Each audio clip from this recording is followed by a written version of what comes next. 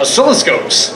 So as you can see, guys that are married, if your wife says you need a bunch of older computer equipment to add to the stack of shit, Richard is going to give us some great ideas about how to add to that pile of old crap that you've got and really put it to good use. And I would also like to point out that we had no problem connecting the oscilloscope to the projector, but guaranteed we will have problems with Windows 10 later on.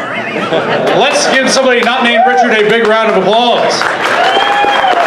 Thank you very much, Mr. Jurist.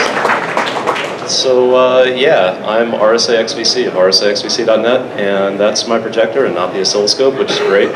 And this talk is called Intro to Oscilloscoping because last fall, a school closed and redistributed a ton of test equipment on Craigslist, and it ended up in a bunch of your guys' hands. And not everybody knew exactly what to do with it. So just kidding, this actually the first slide is electrical safety. On the red diagram, you will, if you connect any 2 points on the red diagram, you can do bad things. If you are ever in doubt, put one hand behind your pocket. I'm not a good safety speaker. This is about as far as we're going to go. But if you open the oscilloscope, there are a bunch of things in there that will kill you, so don't do that.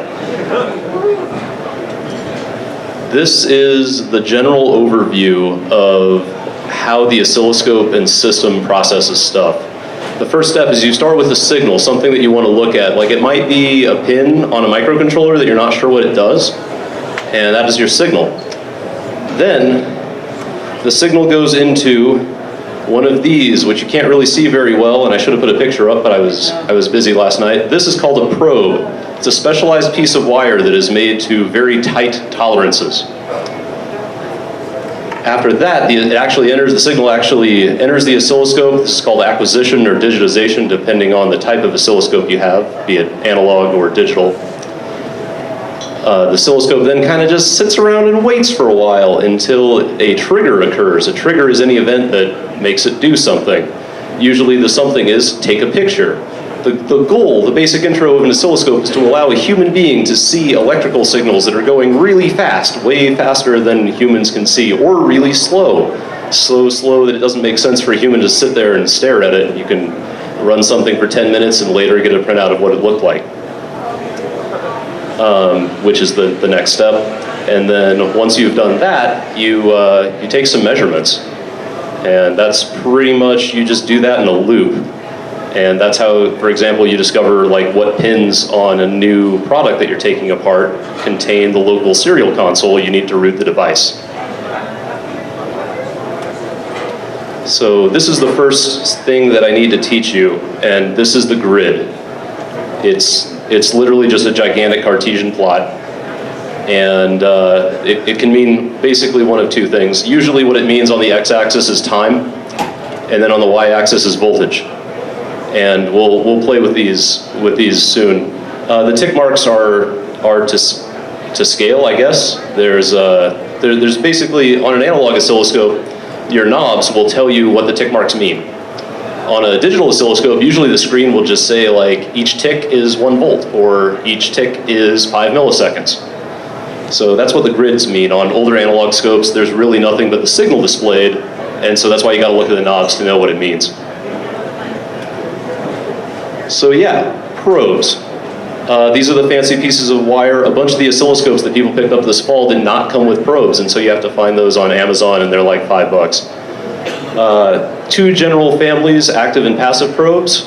To everyone in this room that's not designing high-speed electronics, you can get by with cheap passive probes, it'll be fine. Active probes actually contain amplifiers inside the wire to make your weak signals or fast signals more visible. Differential versus single-ended. There's basically, you can get a probe that has 2 tips, and that measures from point A to point B, and it looks at the differences. Single-ended is the picture up there where it has a single ground clip, and then everything is referenced to ground.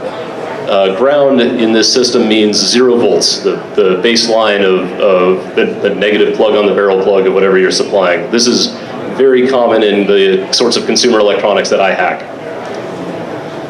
One characteristic probes have is capacitance. If you have a choice, you want that to be low. Basically, that will determine the bandwidth of the probe. You want wide bandwidth, you want low capacitance. But if you have, for example, a 60 megahertz scope, it doesn't do you any good to buy 200 megahertz probes. Buy 60 megahertz probes for your scope. There's also a little switch on there. It's tiny, and in this particular picture, which I really should have found a better one, the switch is black on a black probe, so it's invisible. But it'll slide somewhere between 10x, 1x, maybe 100x, and it'll effectively scale your voltage range for you, and we just have to make sure that setting is set up in the scope true to what's going on. So the first thing we're going to do is prove out our probes. And the first thing that you need to do whenever you set up a new oscilloscope or even move it or the temperature changes a lot in your office is called probe compensation. And what this is we're effectively matching the construction tolerances in the oscilloscope to the construction tolerances in the probe, both of which change with temperature. So we'll just do a quick little tuning to make sure that's right. Almost every oscilloscope, unless you have something made in the 1930s, has got a little calibration point on it, and it'll be labeled and it'll tell you what it does.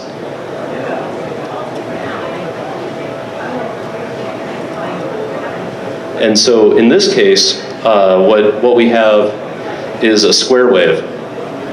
And this is a very common calibration signal, the most common, unless you get into high-end fancy stuff. And I have the switch in the wrong position, apparently.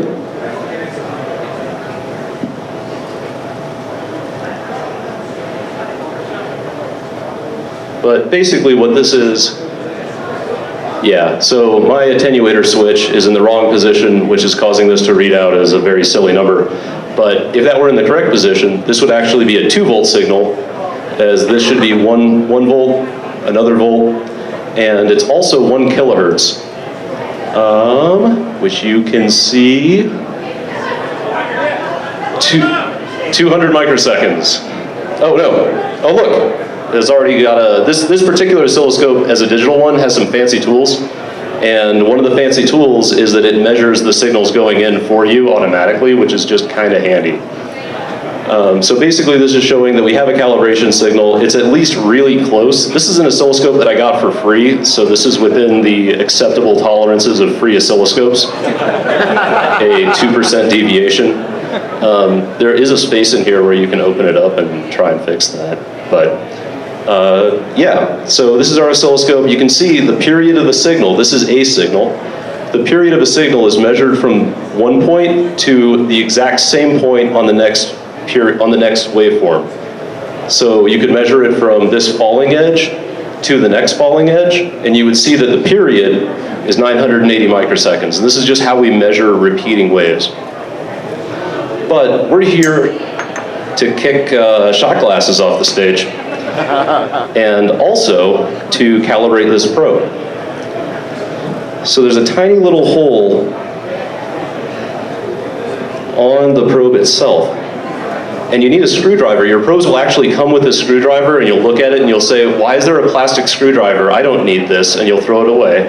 And then you'll think, oh, Richard reminded me that I needed this magic screwdriver because it is made of plastic.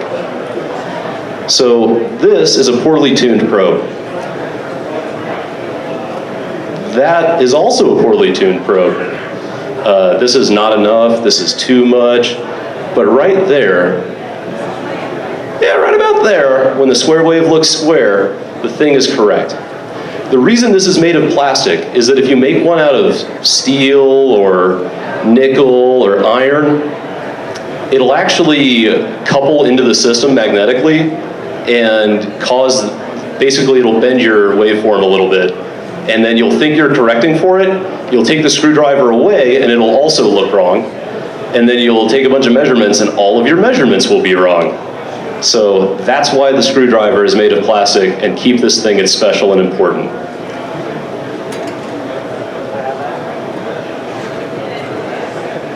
So, we're gonna switch over and get some test data real fast. And then we're gonna talk about triggering.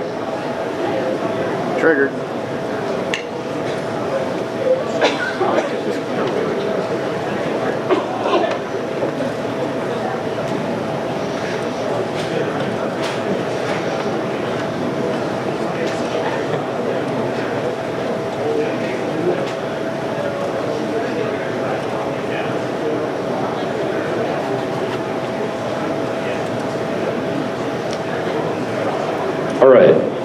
So these waves, so yeah, triggering is the general concept that we're going to let these signals run until something interesting happens.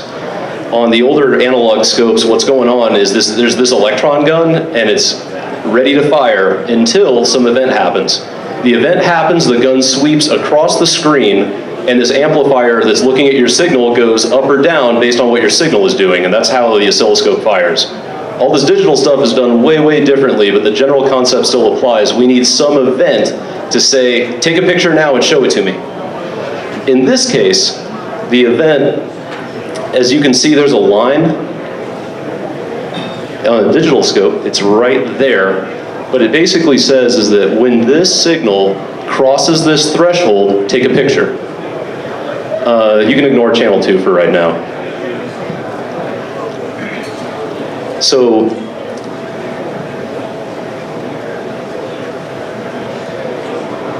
additionally, if we move this line up on the wave actually shifts over a little bit. And if we move it down, it shifts back. Oh my gosh, it's amazing. It's like how bits are made, and we'll get to that in a little bit. And then eventually, basically, if we take this too far out of the way, the oscilloscope doesn't know what to do, and it just lets stuff kind of fly around. There are two options. You can either have the virtual electron gun not draw at all, or you can have it just freely draw whatever it sees, and that's what this one is set up to do right now.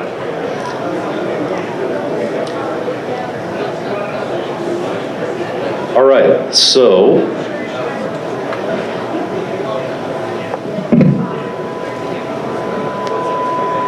can you guys hear that? Yep. Cool. It's an hearing test. What? I can hear that. Okay. I want you to watch this sine wave on the top, and I'm going to change it around, and you're going to listen, and you're going to see something interesting happening. So this sine wave, if we look at the spacing on it, is again about 1 kilohertz. And as we change that, we'll actually hear the tone coming out of the speaker change as well.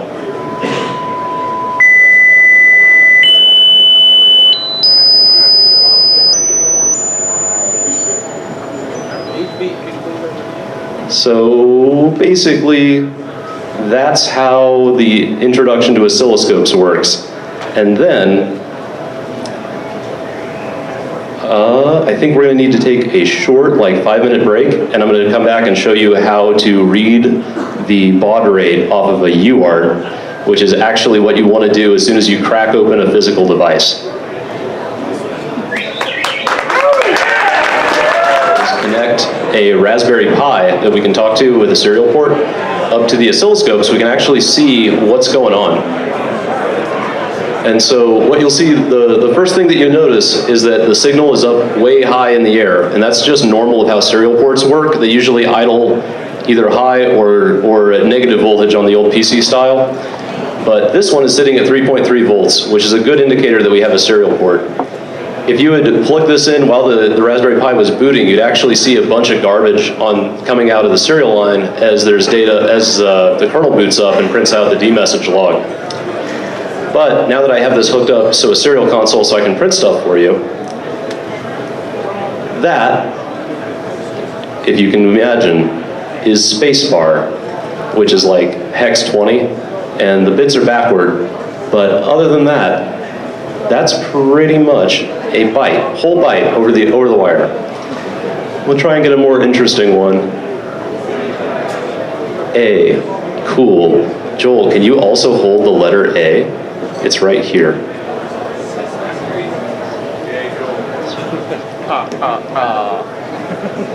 Okay, ladies and gentlemen, this is the letter A, as seen electrically on a UART. There's a few things going on here that you may not immediately notice. Number one, UARTs are not synchronous. You have no idea when the byte's going to be sent. There could have been any amount of time over here or over here between bytes. So how do you know that the UART is about to go? The first bit is always the start bit on a UART. It's just when the data first transitions, and we measure everything else from there. So the first step to do would actually be to measure how wide that pulse is. And in figuring out the baud rate of a UART, what you need to do is find a single bit, like this would be a good example, this down and up, or this up, over, and down. This is a bad example because it is noticeably wider than any of the others. This is a bad example also because it is about 2 times as wide as any of the others. This one, which is the last bit in the byte, would work fine. And then what you can't see, because we're only sending 1 byte at a time, is there's actually a stop bit here also. So in total, there are 10 bits per byte, a start bit, 8 data bits, and a stop bit, because this is 8N1, the most common serial format. Ta-da!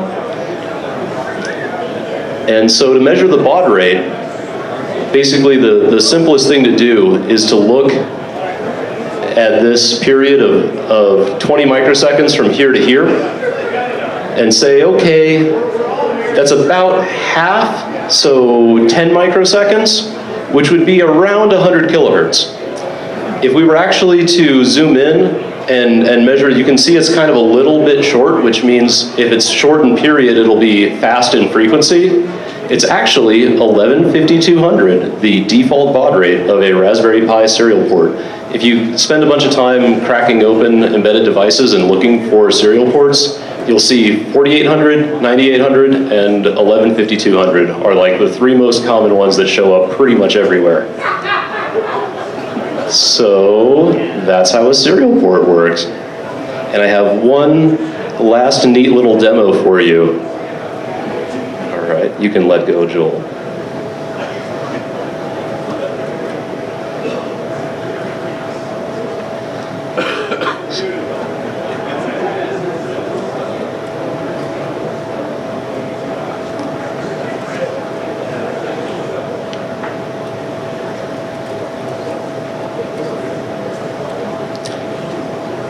So currently you see 2 sine waves, and these are the same sine waves we were looking at earlier. There's nothing special here. On this fancy signal generator though, I can take them and I can slowly delay one of them so that it doesn't quite line up.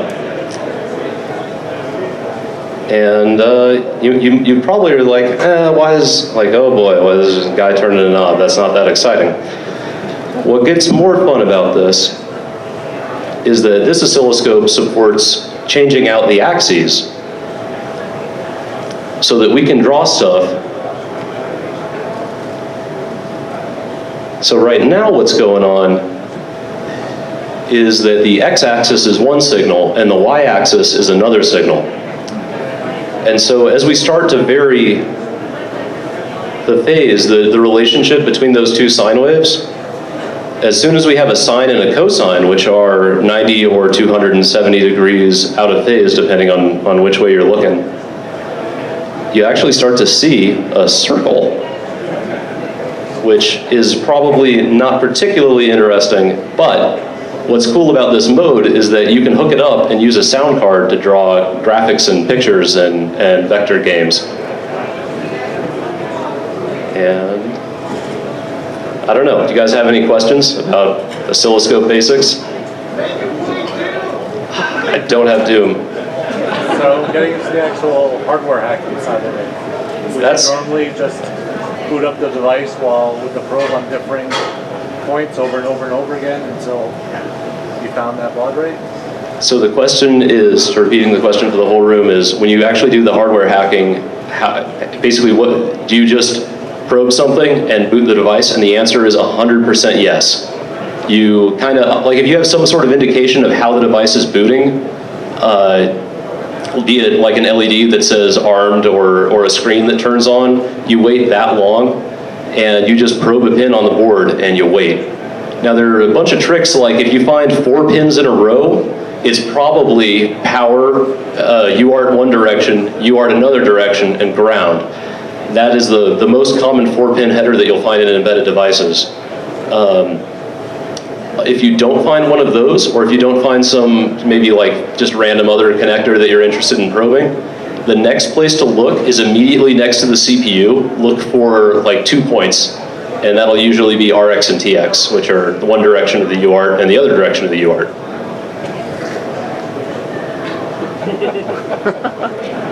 I don't know. That's kind of about all I got. Are there any other questions?